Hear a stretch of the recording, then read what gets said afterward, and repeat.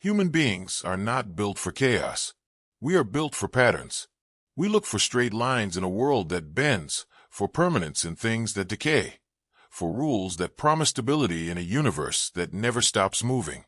From childhood, we are taught, quietly, persistently, that reality can be organized, that life follows a structure, that if we understand the rules, we will be safe. We build calendars to trap time. We draw borders to contain power. We create identities to stabilize the self. We say, "This is who I am. This is how the world works. This is how things have always been." And for a moment, the anxiety fades. The world feels manageable. But beneath that comfort lies a fragile assumption, one so deeply embedded we rarely question it, that reality itself is stable, that beneath the surface noise, there is an unchanging order holding everything together. History suggests otherwise. Empires rise with confidence and collapse without warning. Moral certainties praised in one era become condemned in the next. Technologies that once promised liberation quietly evolve into tools of surveillance and control.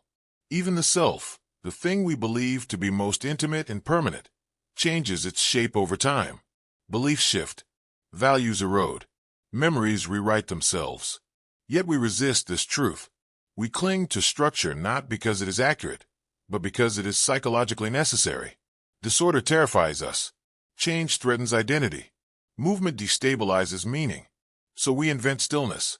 We tell ourselves that nations are permanent, that laws are fixed, that truth can be captured and preserved.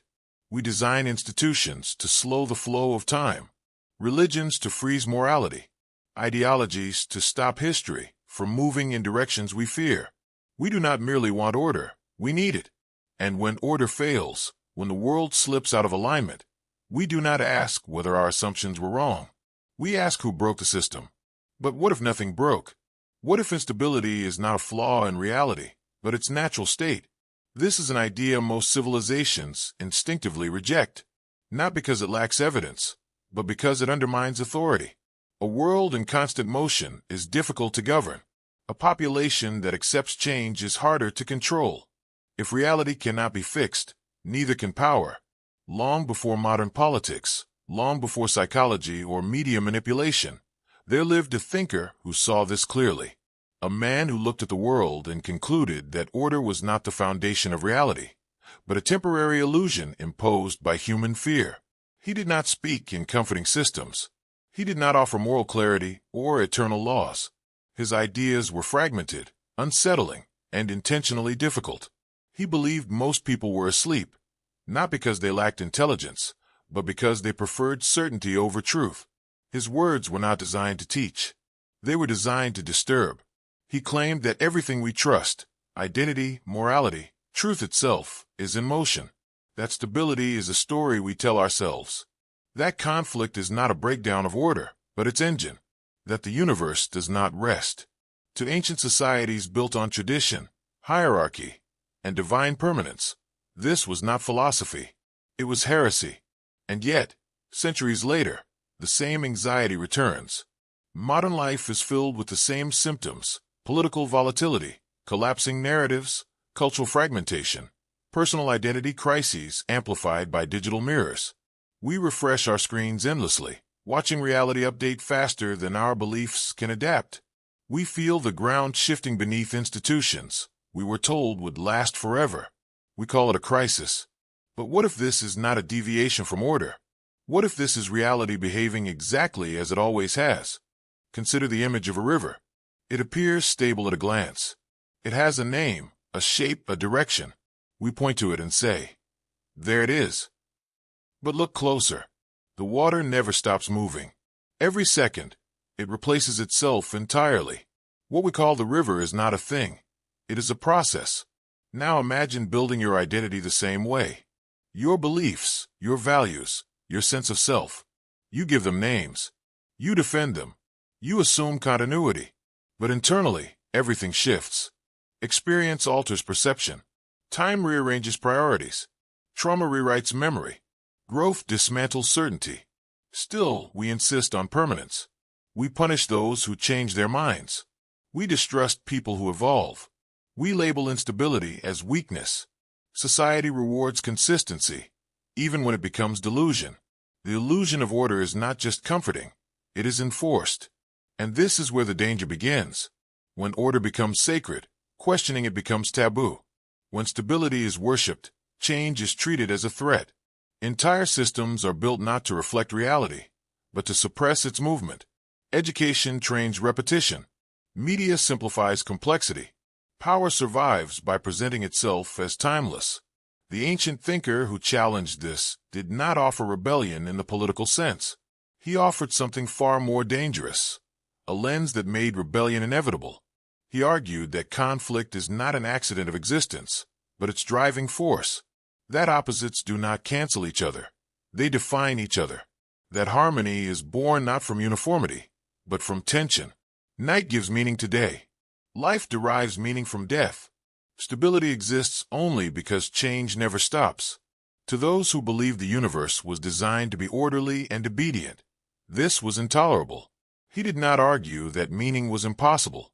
He argued that meaning was temporary, emergent, dependent on context, something that must be constantly renegotiated, not discovered once and preserved forever.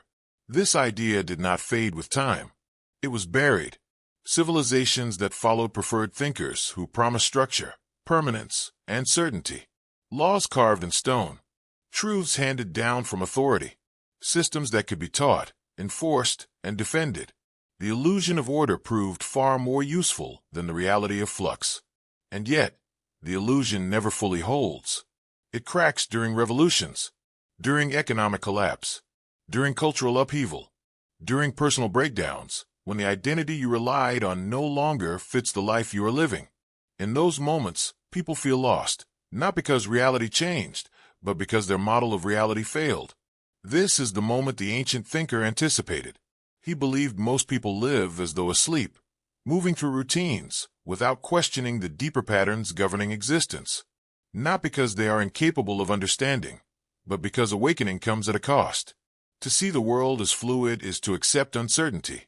To accept uncertainty is to surrender control, and control is what we desire most. So when someone claims that order itself is an illusion, we do not merely disagree. We resist. We dismiss. We label them obscure, pessimistic, dangerous. We say they destroy meaning, when in truth, they threaten comfort. Only at the end do we give him a name. Heraclitus of Ephesus, not a philosopher of peace, but of fire. A man who believed the universe was not built on stillness, but on perpetual transformation, who saw that the deepest structure of reality was change itself. He did not burn cities. He burned assumptions. And once that fire is seen, it cannot be unseen. The question is no longer whether the world is changing. The question is whether we are prepared to live without the illusion that it ever stood still. To understand Heraclitus, one must first understand how deeply his world depended on certainty. He lived in Ephesus, a wealthy and powerful city of ancient Ionia, where tradition governed life and hierarchy shaped thought. Authority flowed from the gods, from law, from lineage. Knowledge was meant to stabilize society, not unsettle it. Philosophy, in its early form, was expected to explain the world in ways that reinforced order. Heraclitus refused this role. Born into an aristocratic family, he could have inherited political power. Instead, he rejected it. He withdrew from public life, distanced himself from institutions, and developed a profound contempt for collective thinking. He believed most people lived mechanically, repeating inherited beliefs without understanding their meaning. To him, the masses did not lack intelligence, they lacked awareness. This isolation was not accidental. Heraclitus wrote in fragments, deliberately obscure, often paradoxical. He did not want to be easily understood. Clarity, he believed, invited complacency.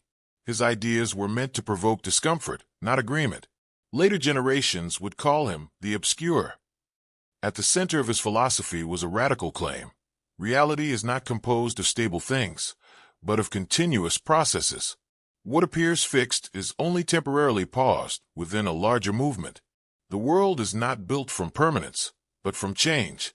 This is where his most famous statement emerges, not as poetry, but as provocation. No man ever steps in the same river twice.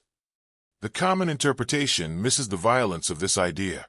Heraclitus was not simply saying that rivers change. He was saying that identity itself is unstable. The man who steps into the river is not the same man who steps out. Experience alters him. Time reshapes him. The self does not persist, it evolves. This directly attacked one of humanity's deepest assumptions, that there is a core self that remains unchanged beneath experience. Heraclitus denied this. For him, the self was a flow, not a substance. A tension between memory and transformation. A temporary pattern within a larger movement. To claim otherwise was to misunderstand existence. He extended this logic to everything: morality, truth, politics, even the cosmos itself. Everything flows. This was not optimism. It was not spiritual comfort. It was a warning. If everything flows, then no law is eternal. No belief is immune to decay. No institution is guaranteed survival. Truth itself becomes contextual, shaped by time, conflict, and perspective. To societies built on divine permanence, this was destabilizing. To rulers who claimed authority through timeless order, it was dangerous. Heraclitus understood that humans crave certainty not because it is true, but because it is reassuring. Stability calms fear. Fixed narratives reduce anxiety. Change exposes vulnerability. So he attacked certainty at its root. He introduced the concept of logos, not as a benevolent, orderly blueprint, but as an underlying process governing transformation. Logos was not peace. It was tension, not harmony in the comforting sense, but balance through opposition. For Heraclitus, conflict was not a breakdown of reality. It was reality. Opposites did not negate each other. They depended on each other. Life required death. Order required chaos. Meaning required contradiction. Remove tension, and existence collapses into stagnation. This worldview did not promise control. It demanded awareness. Heraclitus's ideas did not exist in isolation. They collided directly with other philosophies competing to define reality. The most significant clash was with Parmenides, a thinker who argued the opposite. According to Parmenides, change was an illusion. Reality, he claimed, was singular, eternal, and unchanging. Movement was deception. Stability was truth. This was not merely a theoretical disagreement. It was a psychological divide.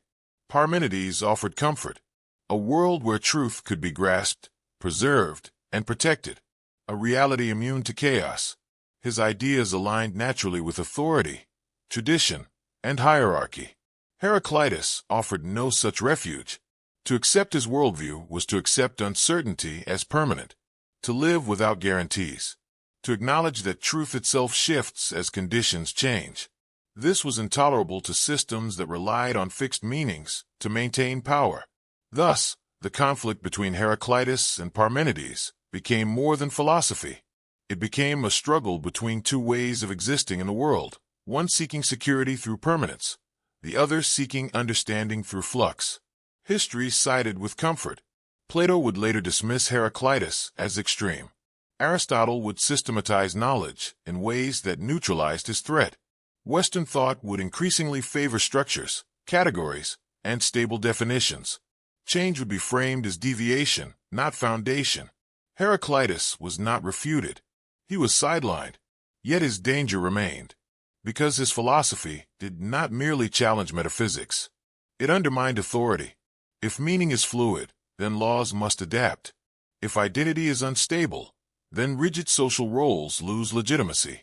If truth evolves, then institutions claiming absolute truth reveal themselves as fragile constructions.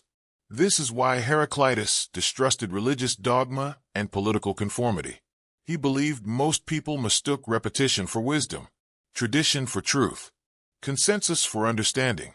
He saw how power depends on predictability, how systems survive by convincing individuals that the current order is natural, inevitable, and permanent. And he rejected all of it. But he was not a nihilist. This is the most misunderstood aspect of his philosophy. Heraclitus did not claim that meaning does not exist. He claimed that meaning is not static. It arises through engagement with change. It must be constantly reinterpreted, renegotiated, and re-earned. To live meaningfully, in his view, was not to cling to certainty, but to remain awake within transformation. This made him deeply unsettling. A philosophy that refuses to freeze reality offers no final answers, no moral absolutes, no eternal guarantees. Only awareness, tension, and responsibility. Responsibility not to obey tradition blindly, not to confuse stability with truth, not to mistake comfort for understanding. Heraclitus believed most people preferred sleep to this burden, and perhaps he was right. Even today, his ideas feel threatening. In a world obsessed with control, optimization, and certainty, the notion that reality itself resists fixation feels almost hostile. We want clear identities, clear enemies, clear truths. Heraclitus denies us this luxury. He insists that contradiction is not a failure of thought, but its condition. That chaos is not an anomaly, but a signal. That order is not eternal, but negotiated moment by moment. And this is the tension he leaves us with. If reality only makes sense through change, then certainty becomes a form of blindness. And the most dangerous illusion of all is not chaos. It is the belief that stability was ever real. Heraclitus's ideas did not exist in isolation. They collided directly with other philosophies competing to define reality. The most significant clash was with Parmenides, a thinker who argued the opposite. According to Parmenides, change was an illusion. Reality, he claimed, was singular, eternal, and unchanging. Movement was deception. Stability was truth. This was not merely a theoretical disagreement. It was a psychological divide. Parmenides offered comfort, a world where truth could be grasped, preserved, and protected, a reality immune to chaos. His ideas aligned naturally with authority, tradition, and hierarchy. Heraclitus offered no such refuge. To accept his worldview was to accept uncertainty as permanent, to live without guarantees, to acknowledge that truth itself shifts as conditions change. This was intolerable to systems that relied on fixed meanings to maintain power. Thus, the conflict between Heraclitus and Parmenides became more than philosophy. It became a struggle between two ways of existing in the world, one seeking security through permanence, the other seeking understanding through flux. History sided with comfort. Plato would later dismiss Heraclitus as extreme. Aristotle would systematize knowledge in ways that neutralized his threat. Western thought would increasingly favor structures, categories, and stable definitions. Change would be framed as deviation, not foundation. Heraclitus was not refuted. He was sidelined. Yet his danger remained, because his philosophy did not merely challenge metaphysics. It undermined authority. If meaning is fluid, then laws must adapt. If identity is unstable, then rigid social roles lose legitimacy. If truth evolves, then institutions claiming absolute truth reveal themselves as fragile constructions.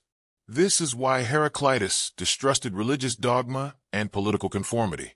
He believed most people mistook repetition for wisdom, tradition for truth, consensus for understanding. He saw how power depends on predictability, how systems survive by convincing individuals that the current order is natural, inevitable, and permanent. And he rejected all of it. But he was not a nihilist. This is the most misunderstood aspect of his philosophy. Heraclitus did not claim that meaning does not exist. He claimed that meaning is not static. It arises through engagement with change. It must be constantly reinterpreted, renegotiated, and re-earned. To live meaningfully, in his view, was not to cling to certainty, but to remain awake within transformation. This made him deeply unsettling. A philosophy that refuses to freeze reality offers no final answers, no moral absolutes, no eternal guarantees. Only awareness, tension, and responsibility. Responsibility not to obey tradition blindly, not to confuse stability with truth, not to mistake comfort for understanding. Heraclitus believed most people preferred sleep to this burden, and perhaps he was right. Even today, his ideas feel threatening. In a world obsessed with control, optimization, and certainty, the notion that reality itself resists fixation feels almost hostile. We want clear identities, clear enemies, clear truths. Heraclitus denies us this luxury. He insists that contradiction is not a failure of thought, but its condition. That chaos is not an anomaly, but a signal. That order is not eternal, but negotiated moment by moment. And this is the tension he leaves us with. If reality only makes sense through change, then certainty becomes a form of blindness.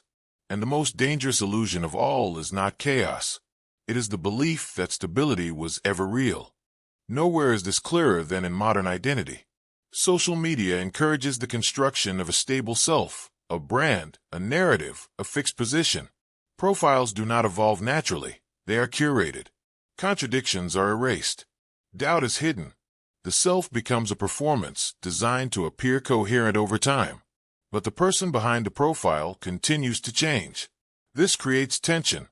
When identity becomes rigid, growth feels like betrayal. Changing opinions risks rejection. Questioning beliefs threatens belonging. The illusion of stability demands constant maintenance. The same pattern appears in politics. Polarization thrives not because people think deeply, but because certainty feels safer than complexity. Simplified narratives divide the world into moral camps. Ambiguity disappears. Change is framed as decay. Opponents are no longer wrong, they are dangerous. This psychological dynamic is powerful because it reduces anxiety. A divided world is easier to navigate than an uncertain one. Even conflict can feel stabilizing when it provides clarity.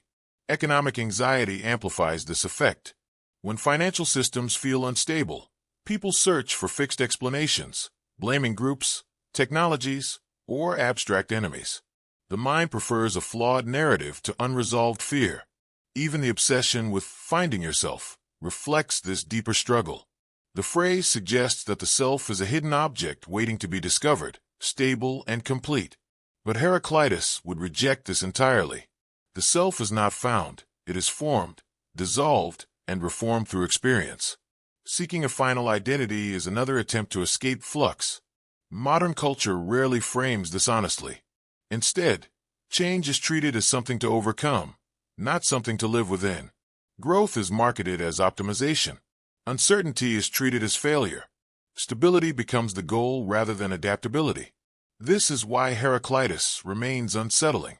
To accept his worldview is to accept that no belief system can fully protect us. No identity can remain intact forever. No role can guarantee meaning. The structures we rely on are temporary scaffolding, not permanent foundations. This realization produces existential fear.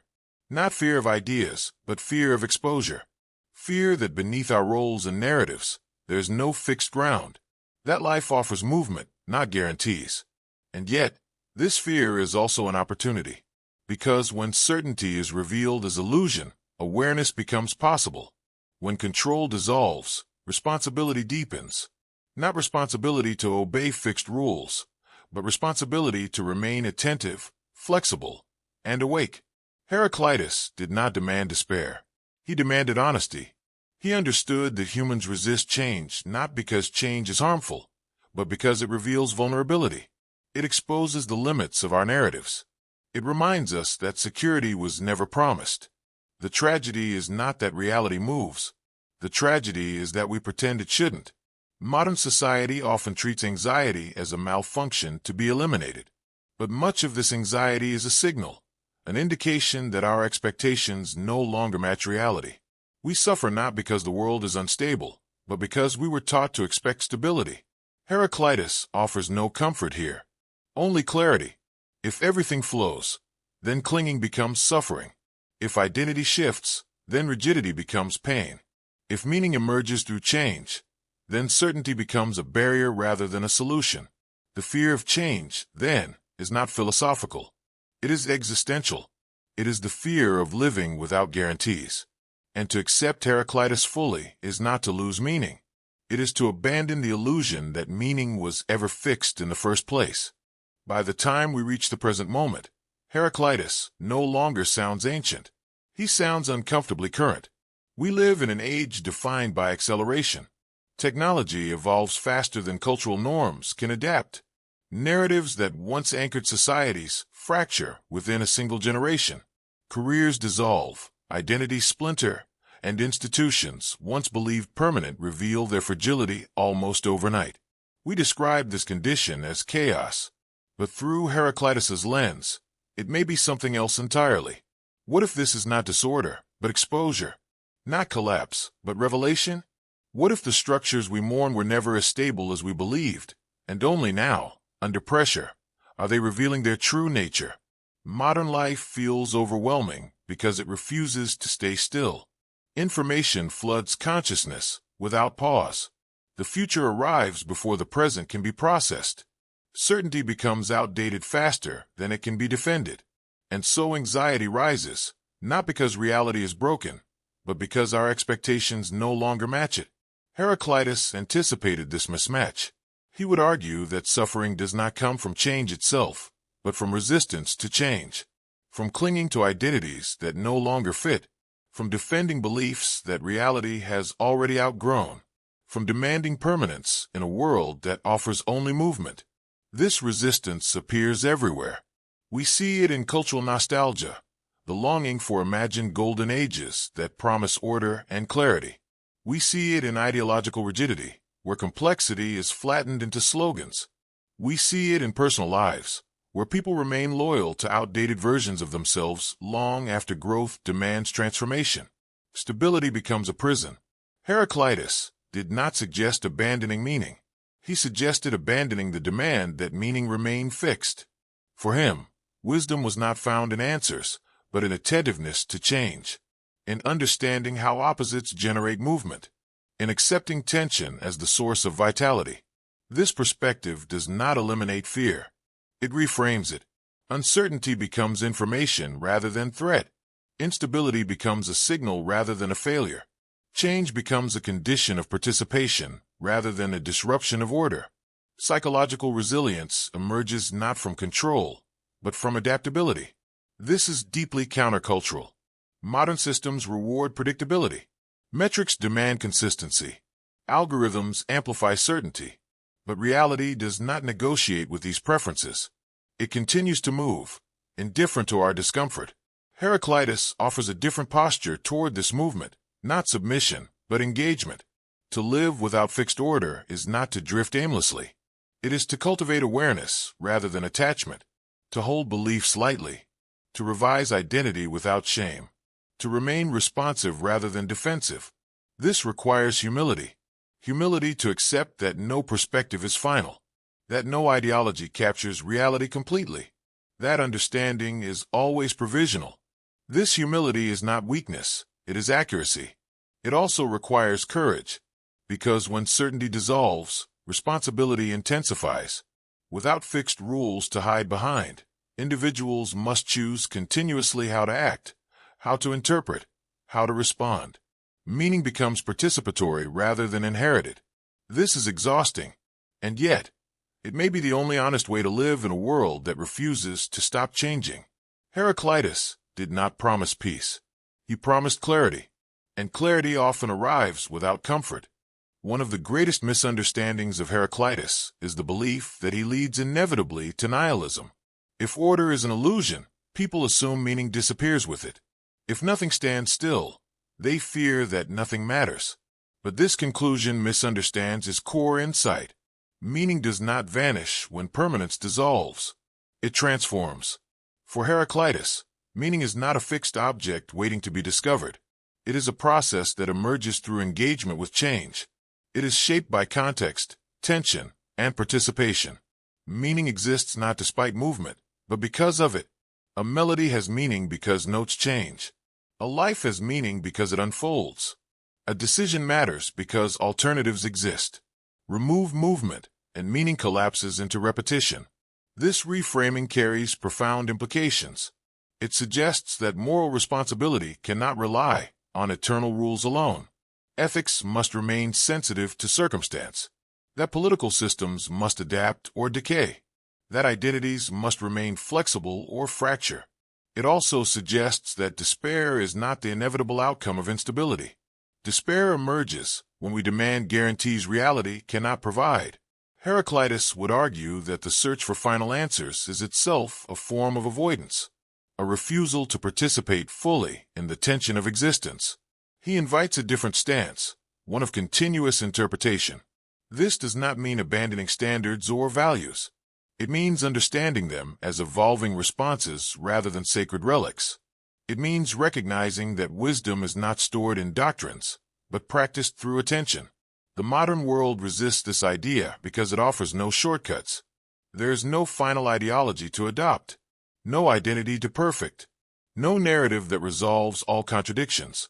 Only engagement, revision, and responsibility. This is why Heraclitus ends not with certainty, but with a challenge. If everything flows, then clinging becomes suffering. If conflict is foundational, then denial becomes blindness. If reality refuses stillness, then our task is not to freeze it, but to learn how to move within it. The unsettling truth is that many systems benefit from our refusal to accept this. Fixed narratives are easier to manage. Predictable identities are easier to monetize. Stable beliefs are easier to manipulate. Awareness disrupts this. A population comfortable with change is harder to control. Individuals who revise themselves cannot be easily categorized. Minds that tolerate uncertainty are less vulnerable to propaganda. Perhaps this is why Heraclitus was marginalized. Not because he was wrong, but because he was inconvenient. He did not offer a system. He offered a stance. Not doctrine, but vigilance. Not answers, but attentiveness. And this is where he leaves us. Not with reassurance, but with responsibility. If everything is emotion, then meaning is something we must continually negotiate. If order is an illusion, then awareness becomes the anchor. If certainty cannot be guaranteed, then honesty becomes essential. The world will continue to change whether we accept it or not. The only remaining question is how we choose to meet it. If everything flows, then perhaps the greatest illusion was never chaos. Perhaps it was the belief that we were ever meant to stand still.